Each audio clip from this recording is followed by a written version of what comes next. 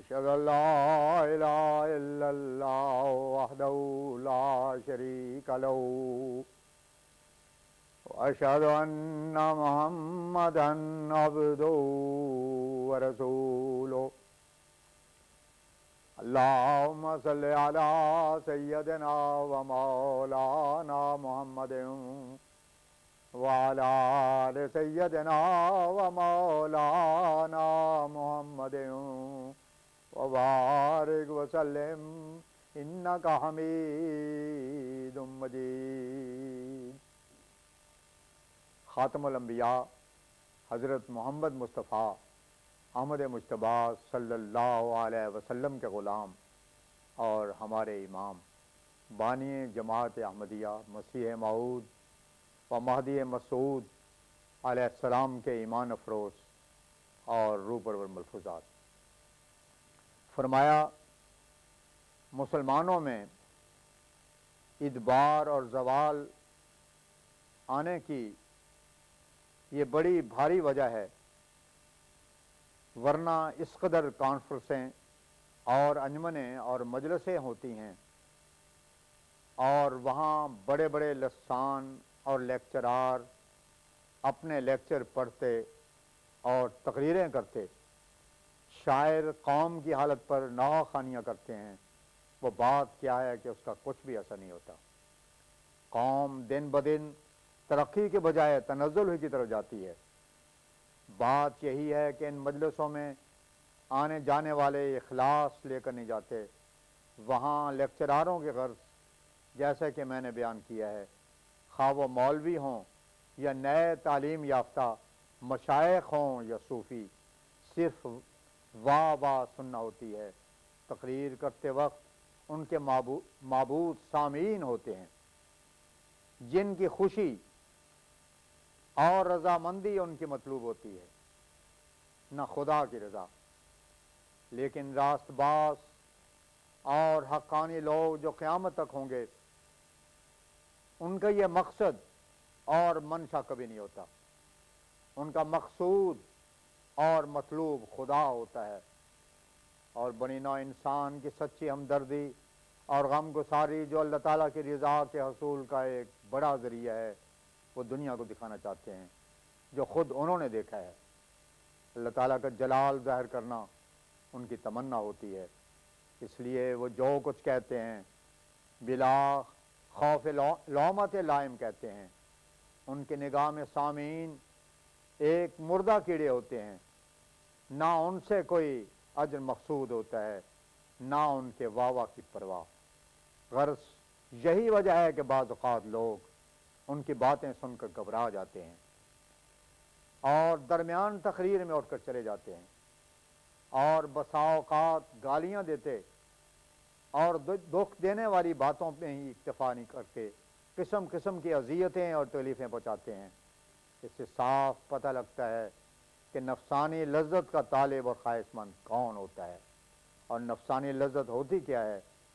ایک طوائف کا ناچ ہو تو ساری رات بھی جاگنا اور زر دادن و درد سر خریدن کا مصداق ہونا بھی منظور، لیکن ایک حقانی وائس کے چند کلمے جو نہایت خلوص اور سچے جوش اور حقیقی ہمدردی کی بنا پر اس کے پاک منہ سے نکلتے ہیں، ان کے لیے سننا دشوار اور گراں۔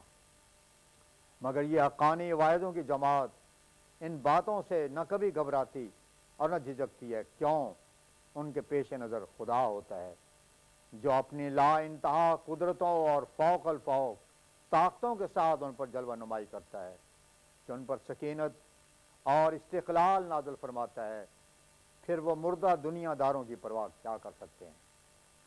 یاد رکھنا چاہیے کہ انسان کی پیدائش میں ایک روح کا حصہ ہے، دوسرے نفس کا، جو بہت پھیلا ہوا ہے۔ اب آپ لوگ یہ بات آسانی سے سمجھ سکتے ہیں کہ جو چیز زیادہ ہوگی اس کا اثر زیادہ ہوگا۔ روح کا جوش ایسا ہے جیسے کوئی غریب الوطن ناواقف لوگوں میں آ کر بسے، پس روح جو گمنام حالت میں ہوتی ہے اس پر بہت کم اثر ہوتا ہے۔ روح کے اثر کی علامت یہ ہے کہ جب ربانی وائز اور حقانی ریفارمر بولتا ہے تو وہ اپنے واعظ میں سامعین کو کالعدم سمجھتا ہے اور پیغام رساں ہو کر باتیں پہنچاتا ہے۔ ایسی صورت میں روح میں ایک گدازش پیدا ہوتی ہے، یہاں تک کہ وہ پانی کے ایک آبشار کی طرح جو پانی کے بلند کرارے سے نشیب کی طرف گرتا ہے، بے اختیار ہو کر گرتی ہے، خدا تعالیٰ کی طرف بہتی ہے، اور اس بہاؤ میں وہ ایک ایسی لذت اور سرور محسوس کرتی ہے جس کو میں الفاظ میں بیان نہیں کر سکتا۔ پس وہ اپنے بیان اور اپنی تقریر میں وجہ اللہ کو دیکھتا ہے، سامعین کی اسے پرواہ بھی نہیں ہوتی کہ وہ سن کر کیا کہیں گے، اس کو ایک اور طرف سے ایک لذت آتی ہے اور اندر ہی اندر خوش ہوتا ہے کہ میں اپنے مالک اور اپنے حکمران کے حکم پر پیغام کو پہنچا رہا ہوں۔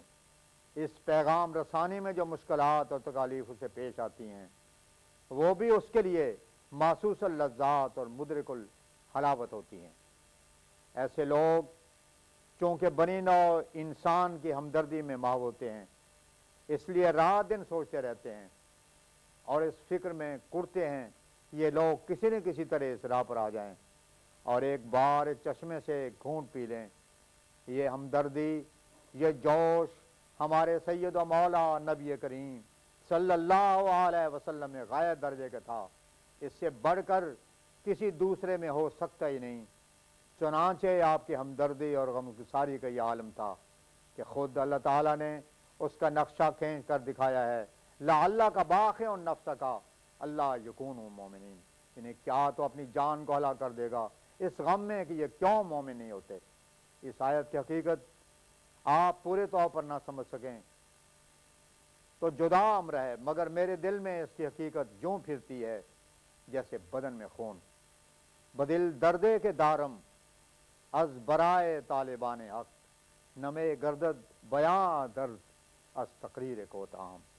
میں خوب سمجھتا ہوں کہ ان حقانی واعظوں کو کس قسم کا جاں گزار درد اصلاح خلق کا لگا ہوتا ہے۔